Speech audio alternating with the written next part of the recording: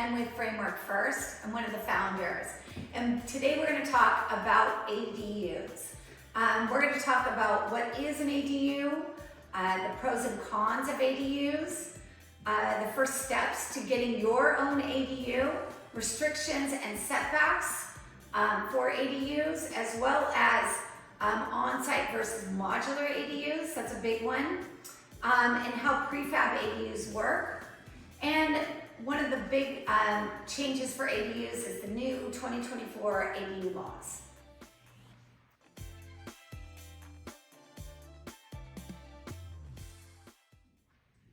Okay, so before we start this training, let me just kind of explain to you a little bit about me and why I have this knowledge and how I'm qualified to explain ADUs to you and teach you about this stuff. Basically, I have been in the construction industry for about 40 years now. About 13 years of it specifically in property management, so I have a lot of rental experience. I'm a licensed general contractor, licensed by the state as a modular home builder, and I'm an ADU specialist. So lots of experience with ADUs. We are a family owned and operated business, and we are located in Salinas, which is Monterey County, and that's where we live and work.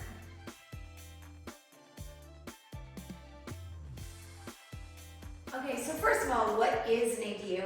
I'm going to put up the screen the definition from HCD, or Housing Community Development Department for the state of California, so you can see specifically. But basically, it's an accessory dwelling unit.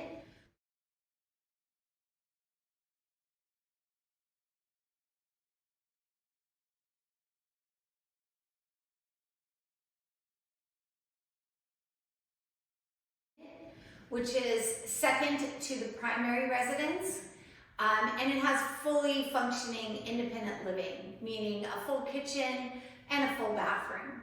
So somebody could live there completely separate. There are different types of ADUs, so there are detached, attached, junior ADUs. There's a few different options, but for this purpose of this training, we're going to talk primarily about detached ADUs. Seem to be the most popular because it's a completely separate house. So just so you know, I love ADUs. I'm very passionate about them. I think everybody should have one, maybe even two. When I say two, every property really can qualify for one detached or attached full ADU and one junior ADU. Junior ADU can be no more than 500 square feet in size, and it could share a bathroom with the primary house. But think of it as part of your house. Like you section off a bedroom, if possible, a primary bedroom which already has a bathroom attached. Maybe you add a door in a hallway, something like that. Junior ADUs are good for family members. Think of adult child, parent, relative of some sort that you're comfortable with, you don't mind sharing the bathroom with, but that way they can still have a door to the outside so they can come and go as they please.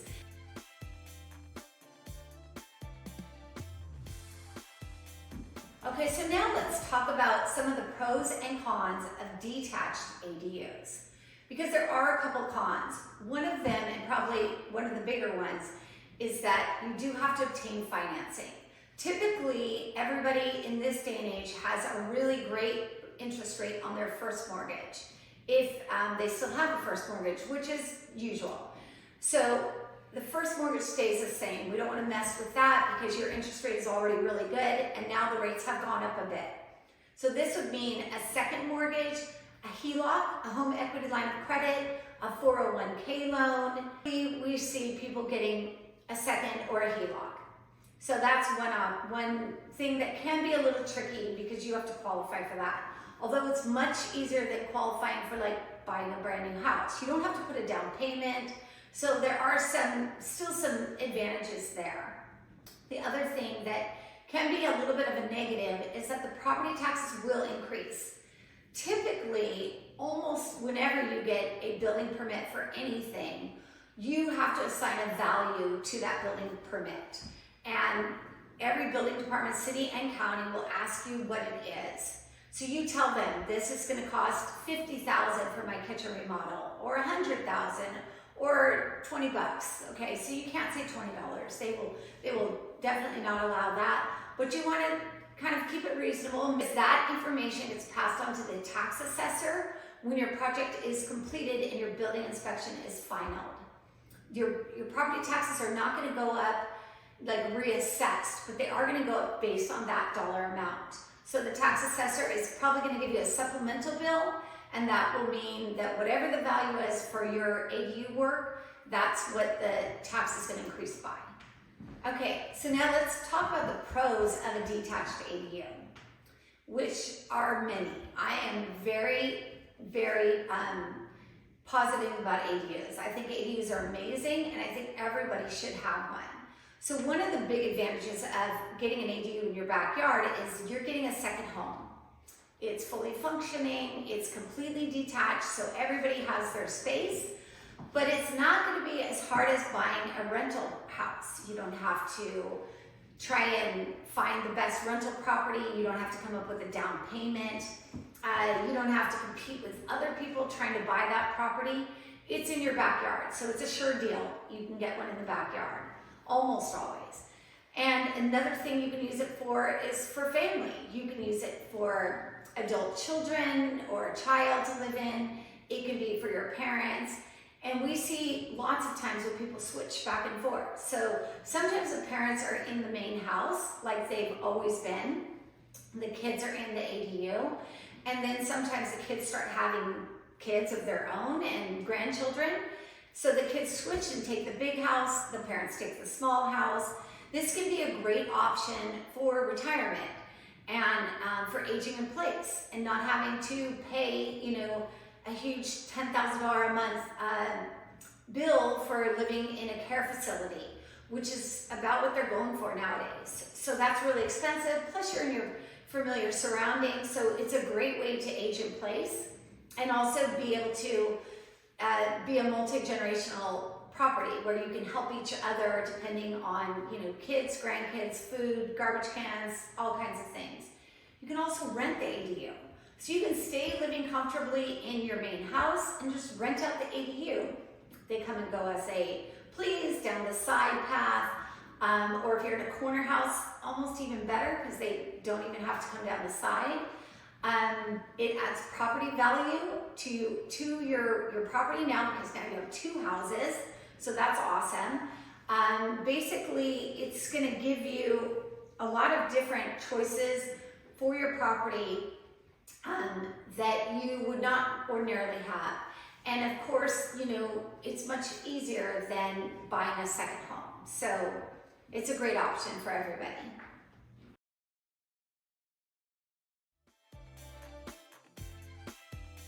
Okay, so now let's talk about your first steps. The very first thing that you should do really is measure your backyard. You can measure it in person with a tape measure and a friend, or you can go on Google Earth and they have a measure tape. It's pretty easy. You set a point and just basically you're trying to make a square. So you want to measure fence to fence on either side of you. What's that distance? And then from the rear of your house to the backyard. So you can kind of see a square of what size you're working with. If you don't have any room in the backyard, sometimes we can do a side yard ADU or even a front yard ADU. Those laws changed in 2023. So those people that don't have any room in the back can sometimes squeeze one in the front. But that's really your first step, is just measuring so you can kind of see what options you might have and what the space is that you're working with.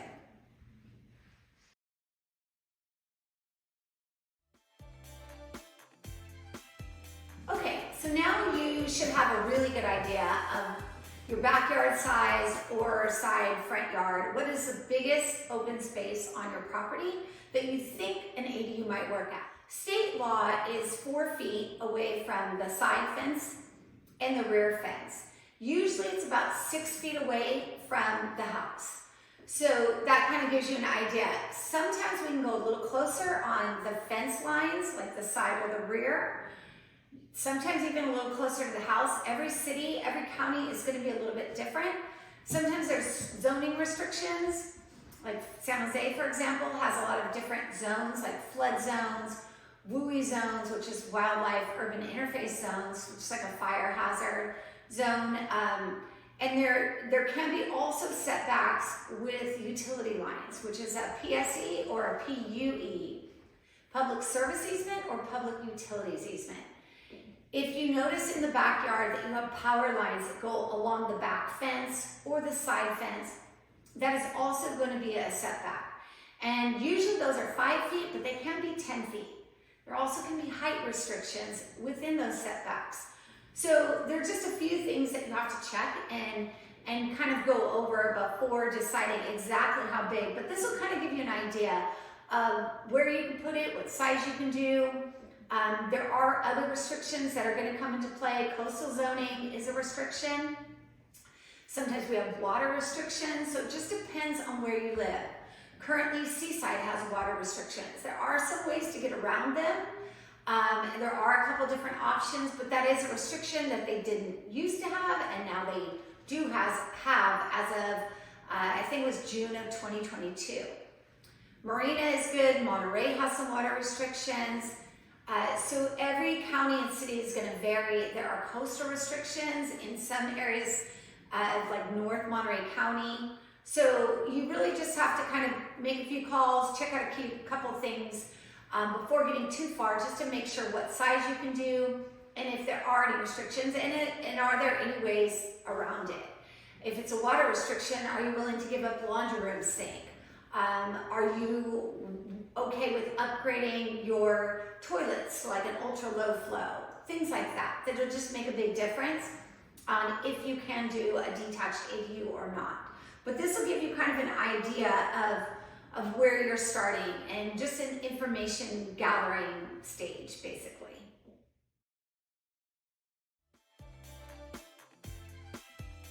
Okay, so now let's talk a little bit about on-site construction versus modular construction. What are the differences? We used to do on-site construction. Like I said, we've been in the construction industry for years. And now all we do are modular home building in a warehouse. On-site construction is an option for you, and it can be a good option if you want a really custom floor plan, if you have a unusual shaped lot, so you want something built in a shape that is unusual. So then you would start with an architect. An architect would do the plans for you. Then they would have them engineered, usually they have somebody, and then they'll have Title 24 or the Energy Code calculations done for those plans also. Then once your plans get approved from the building department, usually by the architect, you would send those plans out in a PDF document, usually email, and send it out to general contractors who would bid on that job for you. The problem with on-site construction, or the difference between on-site, is that can be a little bit more of a lengthy process, especially if you're starting with an architect, because they have to do the plans, the drawings, they have to show it to you, you have to go back and forth. So it can add as much as a year onto the process, and then you have site construction.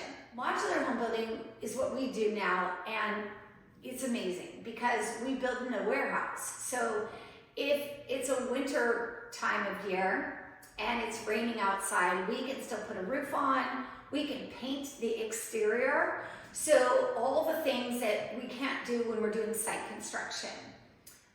It also makes us more efficient because we know exactly what to order. We don't have a lot of waste or cutoffs or wasted materials. And it's great for our guys because our team can leave everything here and they just have to take their person home and bring their person back to work the next day. So there are some significant differences in on-site construction versus modular. I would say the biggest one is rain.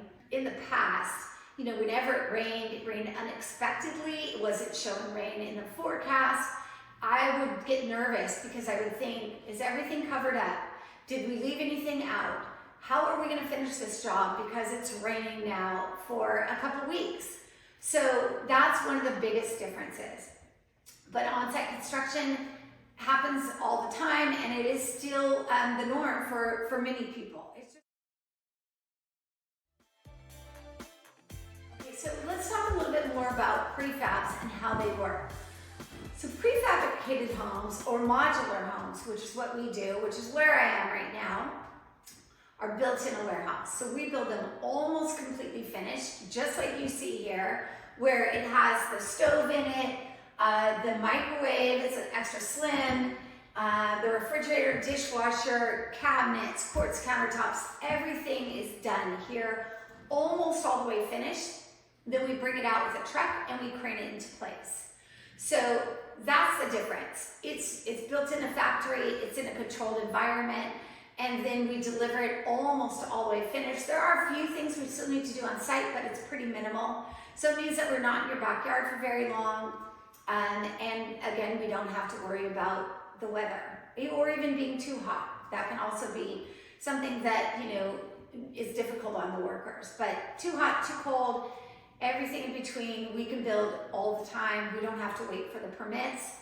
There's no delays. We can always build. We work every day. So that's your difference.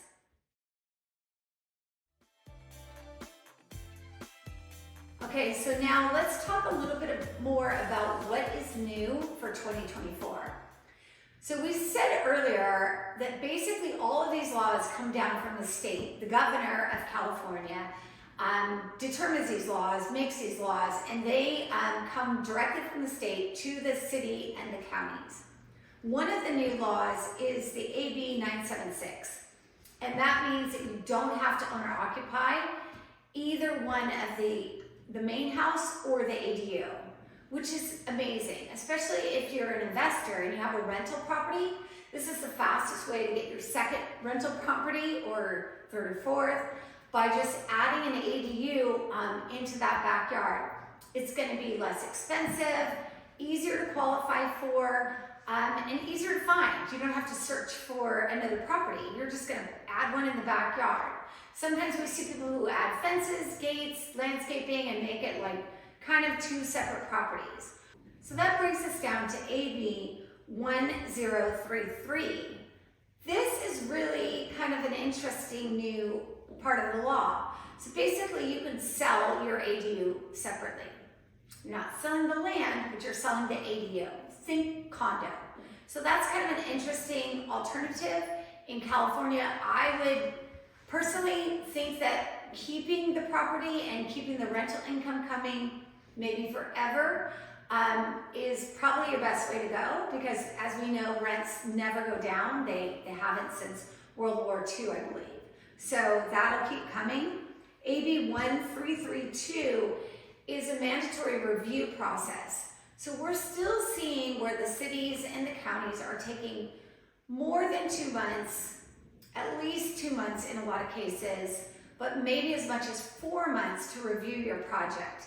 They will review it, they will give comments back, so things that have to be responded to, but basically you're not getting approved in that 60 days, which is what the state law is.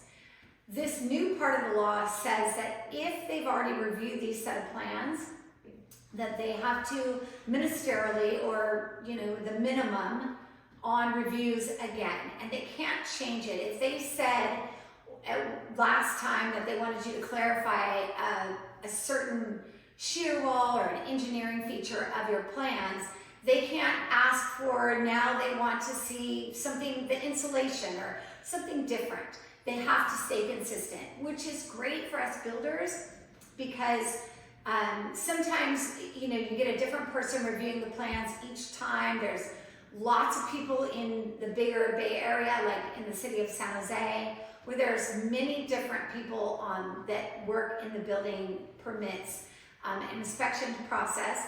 So you could get a different person each time. So this law does away with that. However, it is important to note, especially in San Jose, but in all cities and counties, that even though the plans can be approved ministerially again and again, that still doesn't mean that each property is going to be exactly the same. So you could have a different restriction, a flood restriction, a WUI restriction, wildlife urban interface, or like a fire restriction, a coastal restriction. So the features of the property itself, that still will need to get approved. And if you have any zoning restrictions, that will still have to get approved. So that there will be some variation there. Even if the plans can be approved, the site will still have to be approved. So these are your most important things that you have to look at. The other thing that we see a lot of, I talk to a lot of people about, is if you live out in the country and you have a septic system. So if you live out of town and you have a septic system and possibly even a well, there's a lot of pros to living out of town. You have a lot of parking, you live in a beautiful area, you're out in the country, you have plenty of room to put an ADU. However, you probably will need to upgrade your septic system. You will have to do some testing for your well. There are options, but it does change things a little bit. And I really want to strongly encourage everybody who lives out in the country that you should still get an ADU. You have more room than people have in town. You have less parking problems. You have a beautiful countryside for people to look at. So ADUs are still really important, but you just have an extra step to go through.